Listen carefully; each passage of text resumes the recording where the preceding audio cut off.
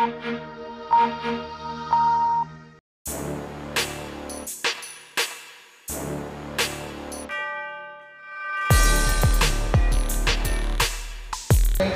के ऐतिहासिक ईदगाह मैदान में जमीयत उलमाए हिंद का 2 दिनी अधिवेशन अब समाप्त हो चुका है। थोड़ी देर पहले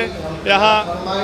जो मंच बनाया गया है वहाँ से जमीयत उलमाए हिंद के राष्ट्रीय सदर महमूद असद मदनी ने संबोधन किया और करीब पंडाल में 2000 इस्लामिक विद्वान और जमीयत से जुड़े पदाधिकारी और कार्यकर्ता यहाँ पर मौजूद हैं। ख़ासतौर पर मदनी ने अपने संबोधन में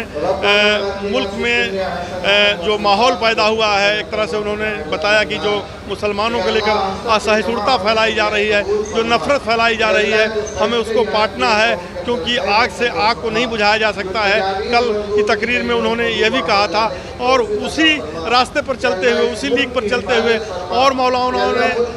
जो तकरीर की उसमें प्यार मोहब्बत के पैगाम बांटने की बात की, मुल्क की साझा संस्कृति कंपोजिट कल्चर पर जोर दिया और ये कहा परोक्ष रूप से कि सदियों से हिंदू मुसलमान इस मुल्क में साथ साथ रहते आए हैं।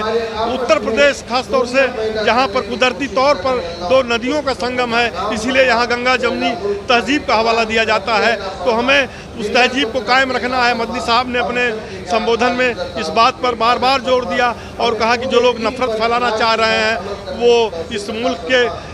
सच्चे वफादार नहीं हो सकते और कोई भी दुनिया का मुल्क नफरत से आगे नहीं बढ़ा है। जब भी बढ़ा है तो आपसी प्रेम से, सौहार्द से, मोहब्बत से, इसलिए उन्होंने मोहब्बत पर जोर दिया और जमीयत उलमाए हिंद के अतीत की ओर भी झांका और बताया कि किस तरह से जो कौम की संस्कृति की मतलब तहजीब व तमद्दुन यानी कि सभ्यता और संस्कृति की हिफाजत की है। और उनका यह भी कहना था कि हमेशा जब भी टकराती हैं तो वहशतें टकराती हैं, तहजीबें नहीं टकराती हैं। परोक्ष रूप से उन्होंने इसी बात पर जोर दिया। अन्य मौलानाओं ने भी इस बात पर जोर दिया और जो खास बात रही इस अधिवेशन की आज तीसरे चरण के समापन में कि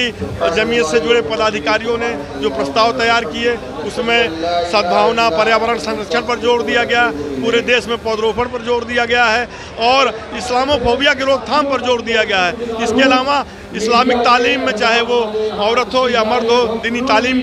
दीनी तालीम को बढ़ावा देने पर भी जोर दिया गया। तो इस तरह से करीब 1 दर्जन से ज़्यादा प्रस्तावों पर मुहर लगी। कैमरा पर्सन मुकेश गिरी के साथ मैं अवनींद्र कमल, देवबंद।